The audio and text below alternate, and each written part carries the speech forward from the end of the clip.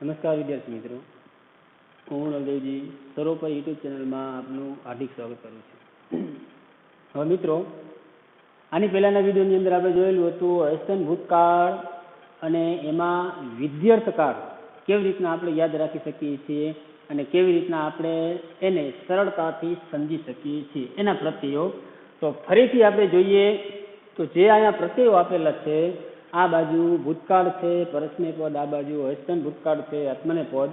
એની અંદર જોવા જઈએ તો અહીંયા જે આપણે પ્રત્યય લખેલા છે, અગાઉના વિડીયોની અંદર આપણે જોયેલું હતું કે માત્ર બે જગ્યાએ ફેરફાર કરવામાં આવે, એટલે કે ઉત્તમ પુરુષ એક વચન અને અન્ય પુરુષ બહુવચન, આ જ્યારે ફેરફાર કરવામાં આવે ત્યારે આપણને વિધ્યર્થકાળ પરસ્મય પદ પ્રત્યય મળી જાય છે. પણ ઉપરના એટલે કે ભૂતકાળ પરસ્મય પદના પ્રત્યય હોય ત્યારે. હા, પહેલો અક્ષર ઈ છે, એ યાદ રાખવાનું છે. બાકી ઈયમ ઈયુહુ, બાકીના જે પ્રત્યય છે એને એમના બેઠા બેઠા મૂકેલા છે, એ અગાઉ આપણે જોયેલું હતું. હવે જોવા જઈએ તો અસ્તન ભૂતકાળ જે આત્મને પદ છે એમાં પણ અગાઉ જોયેલું હતું કે જે ચાર પ્રત્યય છે, એટલે કે ઉત્તમ પુરુષ એક વચન અને અન્ય પુરુષ બહુવચન, એવી જ રીતના મધ્યમ પુરુષ અને અન્ય પુરુષ દ્વિવચન, એટલે ટોટલ ચાર ફેરફાર છે. હવે આમાં ચાર છે અને આમાં બે છે, તો ટોટલ 6 ફેરફાર તમે યાદ રાખો. અને જો ભૂતકાળના પ્રત્યય તમને આવડતા હોય તો તમને વિધ્યર્થકાળ પછી પરસ્મય હોય કે આત્મને પદ હોય, જો ટોટલ 6 ફેરફાર તમે યાદ રાખશો તો સરળતાથી એક ભૂતકાળ આવડે તો વિધ્યર્થકાળ આવડી જશે. હવે ઘણાને પ્રશ્ન એ પણ થતો હોય, ઘણા વિદ્યાર્થીઓને મનની અંદર મૂંઝવણ હોય કે સમજાતું તો આ જ નથી, આ પ્રત્યય તો યાદ રહેતા જ નથી, કે આ પ્રત્યય યાદ રહેતા નથી. જો આ બંને યાદ નથી રહેતા તો આ અને આ કેવી રીતના આવડે, અથવા તો સમજાય કેવી રીતના?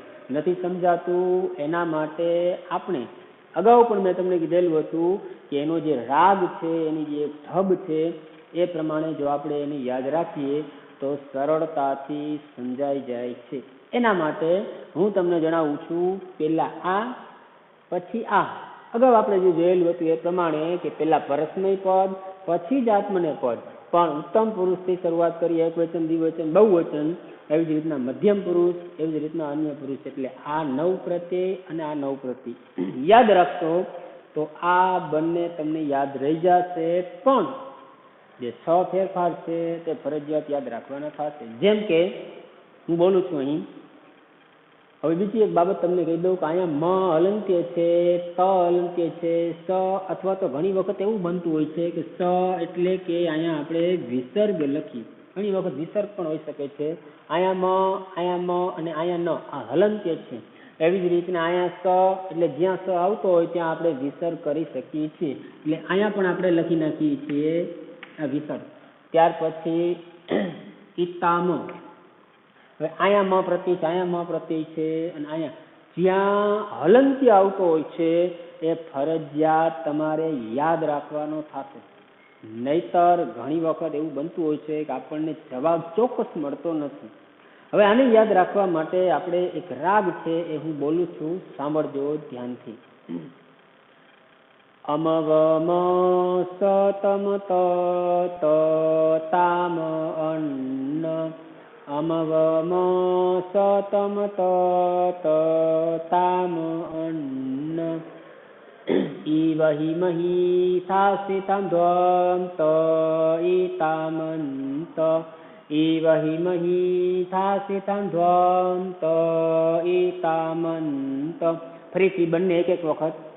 અમવમ સતમ ત તામ અન્ન, ઈવહિ મહી થાસિતમ ધ્વમ ત ઈતામંત.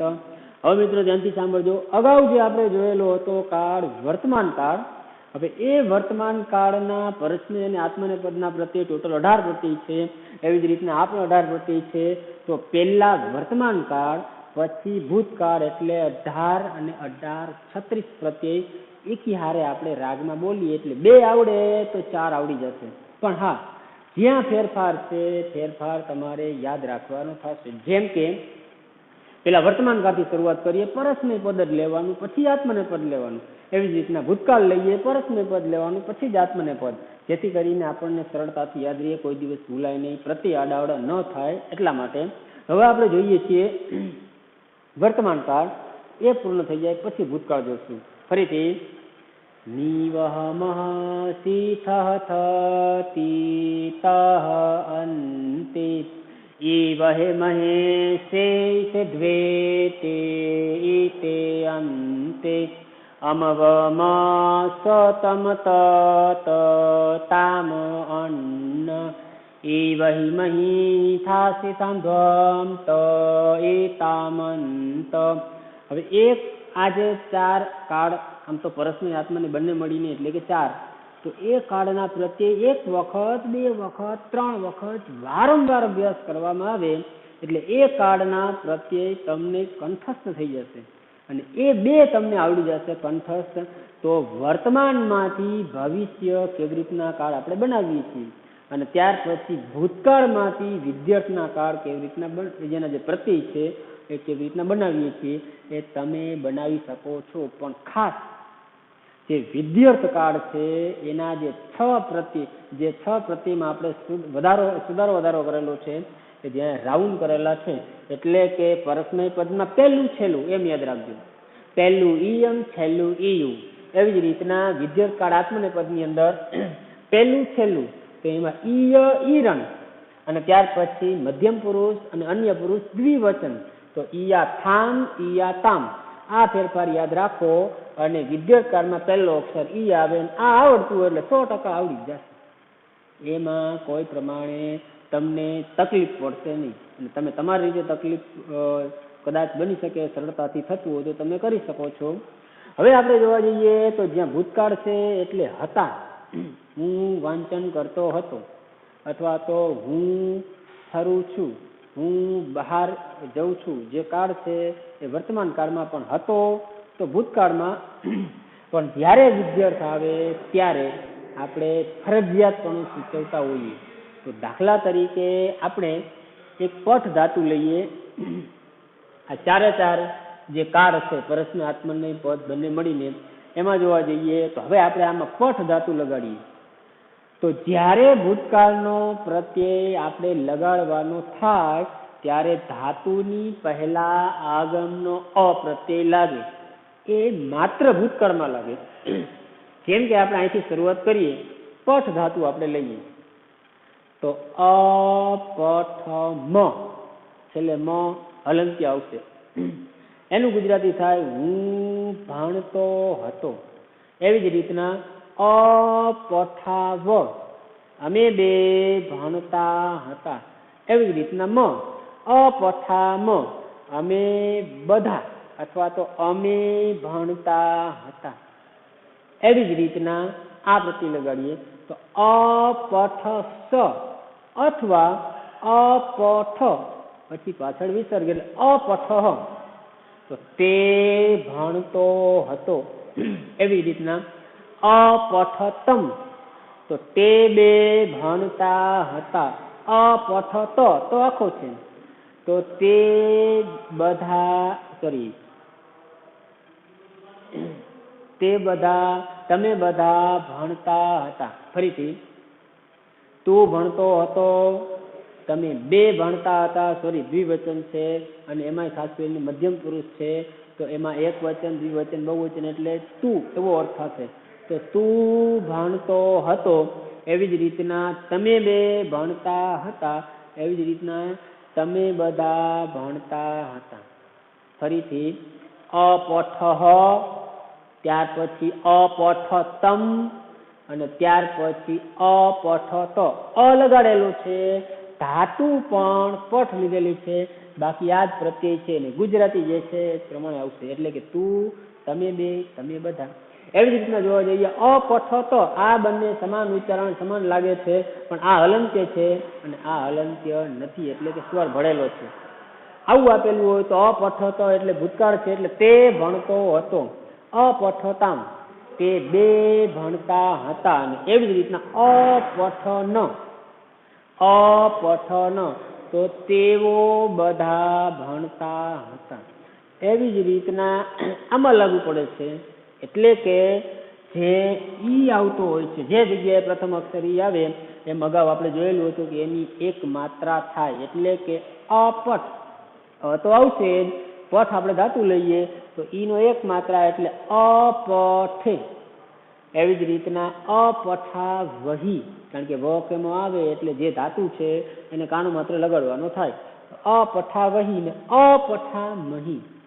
હવે આનું ગુજરાતી જોવા જઈએ તો ઓમાં જે જોયેલું હતું એ જ ગુજરાતી થશે. એટલે કે ઈ પ્રત્યય છે તો અપઠે એટલે હું વાંચન કરતો હતો, અથવા તો હું ભણતો હતો. અમે બે ભણતા હતા, અમે બધા ભણતા હતા. ઓની જેમ જ છે, ભાષાંતરમાં કોઈ ફેરફાર થશે નહીં. માત્ર આ જેના પ્રત્યય જે છે પ્રત્યયમાં ફેરફાર અને પદમાં ફેરફાર થશે. એવી રીતના થાસ તો અપઠ થાસ, તું ભણતો હતો. અપઠે થામ, તમે બંને ભણતા હતા. ધ્વમ તો અપઠ ધ્વમ, તમે બધા ભણતા હતા. અપઠ તો આખો છે, તો એમાં આપણે તે બધા ભણતા હતા. આમાં તો આ બંને સમાન જોવા મળે છે. તો મિત્રો એમાં અમુક ધાતુ નક્કી હોય છે કે આમાં આ આપેલું છે કે આ આપેલું છે, આપણને ખબર કેમ પડે, જવાબ કેમ લખવો? તો આત્મને પદની જે ધાતુ છે એ પણ અલગ છે. વળી પ્રશ્ન એ થાય કે આત્મને પદની ધાતુની યાદ કેમ રાખવી? પણ તમારે જે સ્વરૂપે ઓપ્શનમાં પૂછાય છે, જો આ પ્રમાણે આપેલું ઓપ્શનમાં તો આ પ્રમાણે લખવાનું, આ પ્રમાણે આપેલું હોય તો આ પ્રમાણે, એટલે સરળતાથી સમજાઈ જશે. એટલે અપઠત તો તે ભણતો હતો. અપઠેતામ, તે બે ભણતા હતા. અપઠંત, હવે જોવા જઈએ તો અપઠંત જે આપેલું છે તો તેઓ બધા ભણતા હતા. તમે જોયું કે આનું ગુજરાતી એક સમાન છે, માત્ર પ્રત્યય બદલે છે, ધાતુ પણ એ છે, માત્ર પ્રત્યય બદલે છે. હવે એ જ પ્રમાણે આપણે પઠ ધાતુને આની અંદર સમાવેશ કરીએ તો જ્યાં વિદ્યાર્થકાળ આવતો હોય ત્યાં ફરજિયાતપણું સૂચવાતું હોય. જેમ કે મારે વાંચન કરવું જોઈએ, જોઈએ એટલે ફરજિયાતપણું સૂચવે છે. વિધિ એટલે આદેશના અર્થમાં, એ એક એવા અર્થમાં સૂચવે છે કે તમારે આ કાર્ય ફરજિયાતપૂર્ણ છે, ફરજિયાતપણે તમારે કરવાનું છે. જેમ કે મારે વાંચન કરવું જોઈએ, આનું જે ગુજરાતી છે તે.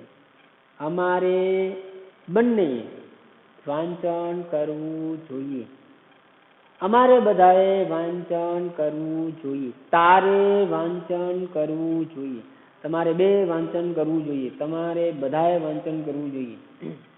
તેને વાંચન કરવું જોઈએ, તે બે વાંચન કરવું જોઈએ, તેઓ બધાએ વાંચન કરવું જોઈએ. એ પ્રમાણે આનું જે ગુજરાતી છે એ આ જ પ્રમાણે થશે. આપણે એક જ ધાતુ લઈએ, પઠ. અહીંથી શરૂઆત કરીએ તો પઠ પ્લસ ઈયમ, એટલે કે ઈનો એક માત્રા થઈ જશે, એટલે પઠેયમ. એવી જ રીતના પઠેવ, એવી જ રીતના પઠેમ, ઈનો એક માત્ર, બાકીનું માં પ્રત્યય છે એમને. એવી જ રીતના પઠેસ અથવા પઠે પાછળ વિસર્ગ, જોવા જઈએ તો ઈનો એક માત્ર એટલે પઠે. ટૂંકમાં સ જ્યાં આવતો હોય હલંત્ય ત્યાં આપણે વિસર્ગ કરી શકીએ છીએ. એટલે કે અહીંયા આપણે જોવા જઈએ તો પઠે. એવી જ રીતના પઠેતમ, એવી જ રીતના પઠેત, પણ ત છે એ આખો છે જેની અંદર સ્વર ભરેલો છે. એવી જ રીતના અન્ય પુરુષમાં પઠેત, આ બંને સમાન છે પણ અહીંયા હલંત્ય છે તો, એ ખાસ યાદ રાખવું. અને ત્યાર પછી પઠેતામ અને પઠેયુ, આ આપણે ધાતુ છે એની સાથે જોડાયેલી છે. તો આપણે એનું એ પ્રમાણે ગુજરાતી કરીએ કે હમણાં જે જોયેલું હતું, મારે વાંચન કરવું જોઈએ અથવા તો ભણવું જોઈએ, અમારે બે વાંચન કરવું જોઈએ, અમારે બધાએ વાંચન કરવું જોઈએ, તારે વાંચન કરવું જોઈએ, તમારે બે વાંચન કરવું જોઈએ, તમારે બધાએ વાંચન કરવું જોઈએ, તેને વાંચન કરવું જોઈએ, તે બે વાંચન કરવું જોઈએ, તે બધાએ વાંચન કરવું જોઈએ. એ જ પ્રમાણે આમાં લાગુ પડે છે. હવે એમાં જોવા જઈએ તો ધાતુ એને લઈએ તો ધાતુ રૂપ તૈયાર થશે પઠેય. પઠ ધાતુ છે, એનો એક માત્ર થઈ ગયો પથે વહી, પથે મહી, પથે થાસ, પથે યાથામ, પથે ધ્વમ, પઠેત, પઠે યાતામ અને પઠે રન. ગુજરાતી આમાં જે કઈ રીતું એ જ પ્રમાણે થશે. હવે આ તો પઠ ધાતુ લીધી. કદાચ પરીક્ષાની અંદર અન્ય કોઈ ધાતુ અથવા તો કોઈ પણ ધાતુ હોય તો તમે એનું સ્વરૂપ ઓળખાવી શકો છો. એના માટે તમને કાર પ્રત્યે ખબર હોવી જોઈએ, તો જ એનું ગુજરાતી તમે સારી રીતે સચોટ રીતે કરી શકો છો. તો 2 આવડે તો 4 આવડી જશે. એટલે કે હમણાં જ મેં તમને જે રાગ આપ્યો એ રાગ તમે લખી શકો છો, યાદ રાખી શકો છો. તમારી અનુકૂળતાએ તમે કોઈ પણ રીતે સરળતાથી સમજી શકો છો. હવે અહીંયા જે આ કાર્ડ છે એ કાર્ડ આમ જોવા જઈએ તો તમારે, મેં તમને કોઈ ઉદાહરણ આપેલું નથી. તમારે તમારી પાસે કોઈ પણ જાણીતી એવી ધાતુ હોય, પથ છે, ગચ્છ છે, લીક છે, કોઈ પણ ધાતુ, કથ છે. આપણે 1, 4, 6, 10 અગાઉ જોયેલું હતું કે 4 ગણ જે છે એના વિકરણ પ્રત્યે પ્રમાણે છે. તો એ જે ધાતુ છે તમને કોઈ પણ યોગ્ય એવું તમારે રફ નોટની અંદર, ટાંકી નોટમાં નહીં પણ રફ નોટની અંદર તમારે આનો મહાવરો કરવાનો છે. એટલે કે કોઈ પણ ગચ્છ ધાતુ લીધી હોય તો એના પ્રત્યે તમારે લખવાના છે. આ 4 કાળની અંદર પછી વર્તમાન કાળ હોય તો ભલે, ભવિષ્યકાળ હોય તો ભલે, ત્યાર પછી ભૂતકાળ હોય તો ભલે, અને વિદ્યત હોય તો ભલે, કોઈ પણ એક તમે લઈ શકો છો. અને એનું રૂપ, ધાતુ રૂપ અથવા તો આ જે છે પ્રત્યય લગાડીને તમારે બનાવવાનું છે, પણ રફ નોટમાં લખવાનું છે. હવે અત્યારે આપણે જોઈએ તો જે છેલ્લો કાર્ડ છે, એટલે કે જે 5મો કાર્ડ છે કે જે આપણા સિલેબસની અંદર આમ મહત્વનું છે અને એ સરળતાથી યાદ રાખવા માટે અત્યારે આપણે એનો મહાવરો કરીશું, જેથી કરીને 5 કાર્ડ છે આપણને સરળતાથી સમજાઈ જાય અને કોઈ પણ બાબત જ્યારે શીખવી હોય ત્યારે આ એક પાયા સમાન ગણાવી શકીએ છીએ. એટલે એનો મહાવરો અત્યંત જરૂરી બને છે. હવે એમાં આજ્ઞાર્થ કાર્ડ, સોરી આ બાજુ લોકો એટલે બંને આવી જશે. આજ્ઞાર્થ કાર્ડ, પરસ્મય પદ, પ્રત્યય. એવી જ રીતના એ લખી નાખું છું. આજ્ઞાર્થ કાર્ડ, આત્મને પદ, પ્રત્યય. હવે અગાઉ જે કાળમાં આપણે જોયેલું હતું એ જ પ્રમાણે કે એક વચન છે, ત્યાર પછી દ્વિવચન છે અને ત્યાર પછી બહુવચન છે. એ જ પ્રમાણે જોવા જઈએ તો ઉત્તમ પુરુષ છે, ત્યાર પછી મધ્યમ પુરુષ છે અને ત્યાર પછી અન્ય પુરુષ છે. એટલે કે અગાઉ આપણે એનો પરિચય મેળવેલો છે. એ જ પ્રમાણે અહીંયા એક વચન, ત્યાર પછી દ્વિવચન અને ત્યાર પછી બહુવચન. એ જ પ્રમાણે ઉત્તમ પુરુષ, ત્યાર પછી મધ્યમ પુરુષ અને અન્ય પુરુષ. આ બાબત આપણે જોવાની છે. હવે તમે જોઈ શકો છો કે આજ્ઞાર્થ કાર્ડ છે એ આપણા માટે આમ જોવા જઈએ તો નવો છે. એટલે કે એનું ગુજરાતી કયા પ્રમાણે થાય, ત્યારે આ કાર્ડનો પ્રયોગ થાય. અગાઉ પણ આપણે જોયેલું હતું. એક આજ્ઞાના સંદર્ભમાં છે. આજ્ઞા આપેલી હોય ત્યારે આજ્ઞાર્થ કાર્ડ કહેવાય. ગુરુએ જ્યારે શિષ્યને કોઈ આજ્ઞા આપેલી હોય ત્યારે તારે લેસન કરવાનું છે, એક આજ્ઞા આપેલી છે, તારે બહાર જવાનું છે, જે પણ આજ્ઞા આપેલી હોય એના સંદર્ભમાં આજ્ઞાર્થ કાર્ડ છે. હવે એમાં પરસ્મય પદ અને આત્મને પદ એ બંનેનો પણ આપણે અભ્યાસ કરેલો છે. પણ હવે આપણે કાળના પ્રત્યે જે છે એનો અભ્યાસ કરવાનો છે. તો એની અંદર આમ જોવા જઈએ તો આ એક કાર્ડ છે ફરજિયાત છે, કારણ કે 1 આવડે તો 2 આવડી જશે, 2 આવડે તો 4 આવડશે અને ત્યાર પછી 5મો કાર્ડ છે એ ફરજિયાત આપણે યાદ રાખવાનો. એટલે ટોટલ 3 યાદ રાખશો તો 5 સરળતાથી સમજાઈ જશે. હવે એમાં જોવા જઈએ તો અહીંયા આપણે પ્રત્યય લખીએ પરસ્મય પદની અંદર આની, આવ, આમ. પછી અહીંયા ડેશ કરું છું એટલે અહીંયા કોઈ પ્રત્યય નથી, એટલે કે કોઈ નિશાની, કોઈનું જે ચિહ્ન છે એ આપણને જોવા મળતું નથી, એટલે છે નહીં. તો આની આવ, આમ ખાલી તમ, ટ, ત્યાર પછી તું, તામ, અંતુ, આની આવ આમ ખાલી તમ તો તું તામ અંતુ એ જ પ્રમાણે અહીંયા જોવા જઈએ તો આ છે એ એવું વંચાય છે, આમ દેખાય છે, પણ વાંચન કરતી વખતે એવું લેશું. ત્યાર પછી આવહે, આમહે, ત્યાર પછી સ્વ,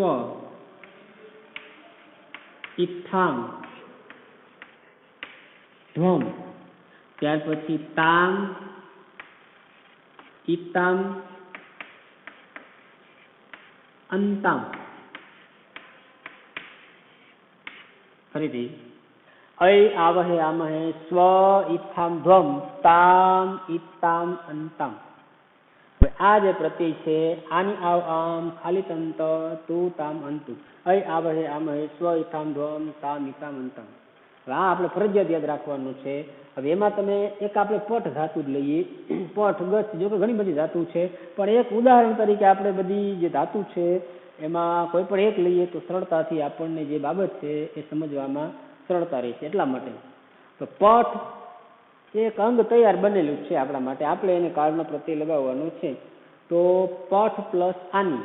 હવે ગુજરાતી તો અગાઉ આપણે શીખી ગયા હતા કે દરેક કાળની અંદર ગુજરાતી હું, અમે બે, અમે બધા, તું, તમે બે, તમે બધા, તે બે, તે બધા, એવી રીતના આમ થશે. તો હવે અહીંયા પઠ પ્લસ આની બરાબર પઠાની. પઠ એટલે ભણવું, તો હું, આનું ગુજરાતી થશે આજ્ઞાના અર્થમાં, એટલે કે હું ભણું છું, પણ વર્તમાન કાળના સંદર્ભમાં થશે. એટલે કે અહીંયા કોઈ આજ્ઞા આપે છે એટલે કે આજ્ઞાના સંદર્ભમાં છે. પઠાની એટલે હું ભણું છું, મારે ભણવાનું છે, કોઈ આજ્ઞા આપેલી છે એ સંદર્ભમાં છે. તો પઠાની, પઠાવહ, પઠામહ. હવે યાદ રાખજો અહીંયા પઠ છે તો એને કોઈ પ્રત્યય લાગેલો નથી, એટલે કે પ્રત્યય નિશાની છે જ નહીં. તો હવે તમે જે ધાતુ છે એ ધાતુને એમને મૂકી દેવાનું. દાખલા તરીકે પઠ, તો પઠ એટલે એના સંદર્ભમાં છે. પઠ, પઠતમ, પઠત, પઠતું, પઠતામ અને પઠંતું. હવે એ જ પ્રમાણે જોવા જઈએ તો અહીંયા પઠે, પઠાવહે, પઠામહે, પઠસ્વ, પઠેથામ, પઠધ્વમ, પઠતામ, પઠેતામ અને પઠંતામ. ફરીથી કોઈ પણ ધાતુ લઈ લો એની પાછળ આ પ્રત્યય લાગતા હોય છે. એટલે કે પઠે, પઠાવહે, પઠામહે, પઠસ્વ, પઠેથ્વામ, પઠધ્વમ, પઠતામ, પઠેતામ, પઠંતામ. આટલું આપણે યાદ રાખવાનું છે. અને આ વસ્તુ એવી છે કે જે એક પાયા સમાન છે, એટલે ફરજિયાત યાદ રાખવાની થશે. હવે તમારે વાક્યની અંદર પ્રયોગ કરવાનો હોય, પરીક્ષાની અંદર પૂછાતું હોય, જો કે 4 થી 5 માર્કમાં પૂછાય છે. ધાતુ રૂપ ઓળખાવાના છે, એની અંદર તમારે 4 બાબતનો અભ્યાસ કરવાનો છે. કાળ હોય, પદ હોય, પુરુષ હોય કે પછી વચન હોય.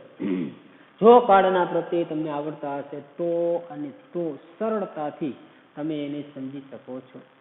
હવે અહીંયા આપણે યાદ રાખવાનું છે. તો હવે એનો એક રાગ છે, કે રાગ એટલે અગાઉ જે આપણે જોયેલો હતો કે જે વર્તમાન કાળ, ભૂતકાળ, એ જ પ્રમાણે આનો રાગ છે. તો પહેલા આ લઈએ, પછી ઓલા જે 2 કાળ છે એને આપણે સંયુક્ત રીતે જોશું. જેમ કે અહીંથી શરૂઆત કરીએ પરસ્મય પદથી, અને આ પ્રમાણે જ લેશું, જે અગાઉ જોયેલું હતું, લીધેલું હતું એ પ્રમાણે. આની આવ આમ ખાલી તમ તું તામ અંતુ આવહે, આમહે, સ્વ, ઇત્થામ, ધ્વમ, તામિતામંતામ. આની આવ આમ ખાલી તમ તું તામ અંતુ આવહે, આમહે, સ્વ, ઇત્થામ, ધ્વમ, તામિતામંતમ. વારંવાર અભ્યાસ કરવામાં આવશે તો મિત્રો આ સરળતાથી તમને સમજાઈ જશે. હવે આપણે જોઈએ તો જે 5 કાળ છે એને સંયુક્તમાં ભેગું આપણે કરી લઈએ. એમાં આપણે કીધેલું હતું 3 આવડશે તો 5 આવડી જશે. એમાં વર્તમાન કાળ, ત્યાર પછી ભૂતકાળ અને ત્યાર પછી ત્રીજો આ આજ્ઞાત કાળ. એ ત્રણના પ્રત્યયો હું એકી સાથે બોલું છું. જો ત્રણના પ્રત્યયો આવડશે તો તમે અગાઉ જે જોયેલું હતું વિડીયોની અંદર જે ફેરફાર છે અથવા તો અમુક જગ્યાએ કઈ કઈ બાબત ધ્યાન રાખવાની છે, જો આ ત્રણ આવડી જશે અને કઈ જગ્યાએ ક્યાં કયો ફેરફાર થાય છે તો મિત્રો 5 કાળ છે તમને સરળતાથી આવડી જશે. હવે એમાં પેલા વર્તમાન કાળ લેશું અત્યારે આપણે એક રાગની દ્રષ્ટિએ, પછી ભૂતકાળ અને ત્યાર પછી આજ્ઞાત. પણ એક ક્રમ યાદ રાખવાનો છે મિત્રો, એટલે આડાવડું ન થાય. કે પેલા વર્તમાન કાળ છે પરસ્મય પદ, પછી આત્મને. ભૂતકાળ છે પરસ્મય, પછી આત્મને. આજ્ઞાત છે પરસ્મય, પછી આત્મને. એ પ્રમાણે આપણે એકાદ બે વખત આપણે બોલીએ જેથી કરીને આપણને સરળતાથી સમજાઈ જાય. તમારે પણ એનો અભ્યાસ કરવાનો છે, માત્ર હું બોલવું એકલો એમાંથી પતશે નહીં, પણ વારંવાર તમે બોલશો તો આ કાળ જે છે એ તમને 100% આવડી જ જશે. જેમ કે અત્યારે બોલું છું, નિવહમઃ શીથઃ તીતઃ અંતે ઈવહે મહેશેતિ દ્વેતે ઈતે અંતે અમવમ સતમ તત તામ અન્ન ઈવહિ મહિથાસિતાં દ્વંત ઈતામંત આની આમ થાલિતમ તતુ તામ અંતુ આવહે આમહે સ્વઈથામ ધ્વમ તામિતામંતામ નિવહમસિથઃ તીતઃ અંતે ઈવહે મહેશેતિ દ્વેતે ઈતે અંતે અમવમ સતમ તત તામ અન્ન ઈવહિ મહિથાસિતાં દ્વંત ઈતામંત આની આમ ફલિતમ તતુ તામ અંતુ આવહે આમહે સ્વઈથાં દ્વમ તામિતામંતામ. આ જ બાબત આ જ પ્રમાણે આપણે યાદ રાખવાની છે. 1 વખત 2 વખત 3 વખત વારંવાર કરશો એટલે 3 થઈ જશે. અને મને આમ પૂરો વિશ્વાસ છે કે સરળતાથી આ 5 કાળ છે એ તમને સમજાઈ જશે અને એ બાબતે આપણને થોડીક પણ કચવાશ રહેશે નહીં. હવે આ 5 કાળ જે છે એના પ્રત્યેનો આપણે અભ્યાસ કરેલો છે, પણ અમુક ધાતુ એવી છે કે જે હું તમને અત્યારે લખું છું, તમારે રફ નોટની અંદર, પાકી બુકમાં લખવાની જરૂર નથી, પણ રફ નોટની અંદર તમારે આ જે 5 કાળ છે એ 5 કાળનો તમારે અભ્યાસ કરવાનો છે અને લખવાનું છે. અગાઉ મેં તમને 4 કાળમાં પઠ તો આપેલું જ હતું, પણ અત્યારે 2-3 એવી ધાતુ છે હું અત્યારે બોર્ડ ઉપર લખું છું, એમાં જે 5 કાળ છે એ તમારે રફ નોટની અંદર રફ કામ કરીને, ભલે કદાચ ભૂલ પડતી હોય તો થોડોક સમજવાનો પ્રયત્ન પણ કરશું. એ પ્રમાણે હું અત્યારે લખું છું કે જે આ ગચ્છ ધાતુ લઈએ એમાં તમારે 5 કાળના પ્રત્યય આ લગાડવાના છે. કે મેં તમને શીખવાડેલું છે કેવી રીતના આપણે ધાતુરૂપ બનાવી શકીએ છીએ એનો અભ્યાસ કરવાનો છે. એ જ પ્રમાણે ત્યાર પછી જોઈએ તો બીજી ધાતુ એટલે કે લીખ, ત્યાર પછી કથ અને ત્યાર પછી આમ તો 3 ઘણું બધું થઈ જશે. આ 3 ધાતુ છે એ તમારે 5 કાળ એટલે કે ટોટલ 10 થશે. આત્મને પરસ્મય જો અલગ અલગ કરીએ તો ગચ્છ ધાતુને પ્રત્યય લગાડવાના છે. એટલે કે આ ધાતુને આ અંગ જ છે, સમજી લેજો કે આમાં એટલા જ માટે મેં છેલ્લો અક્ષર જે છે એ હલંત્ય નથી રાખેલો, એટલે આ અંગ છે. અગાઉ આપણે જોયેલું હતું કે ગચ્છ ધાતુ એની અંદર જે પહેલા ગણની ધાતુ છે તો અપ્રત્યય ભળેલો છે બરાબર 6. ગચ્છ એ શબ્દ આખો બની જશે. એટલે આ 3 અંગ છે એમ સમજીને તમારે પ્રત્યય લગાડવાના છે. એટલે કે વર્તમાન કાળ, ભવિષ્ય કાળ, ભૂતકાળ હોય, વિદ્યાર્થ હોય કે આજ્ઞાર્થ હોય તો બધામાં આ ગચ્છ પ્રત્યય લગાડવાનું. ત્યાર પછી બધામાં લીખ પ્રત્યય અને બધામાં કથ પ્રત્યય. એવી રીતના ગચ્છ એટલે જવું, લીખ એટલે લખવું અને કથ એટલે કહેવું, જે ધાતુ છે એનું તમને ગુજરાતી કરું છું. કદાચ એવું લાગતું હોય તો ગુજરાતી જે છે એ પણ સમજવાનો પ્રયત્ન કરજો. રફ નોટમાં ફરજિયાત લખવાનું છે. હવે અગાઉ જો જોઈએ, આ 5 કાળનો આપણે અભ્યાસ કરેલો છે, પણ હવે અગાઉ તમે જોઈ શકો છો કે આપણે વ્યાકરણનો કોઈ પણ ભાગ, સમાસ છે, સંધિ છે, કૃદંત છે, જે આપણા સિલેબસની અંદર આવતો હશે તેનો આપણે વિગતવાર અભ્યાસ કરીશું.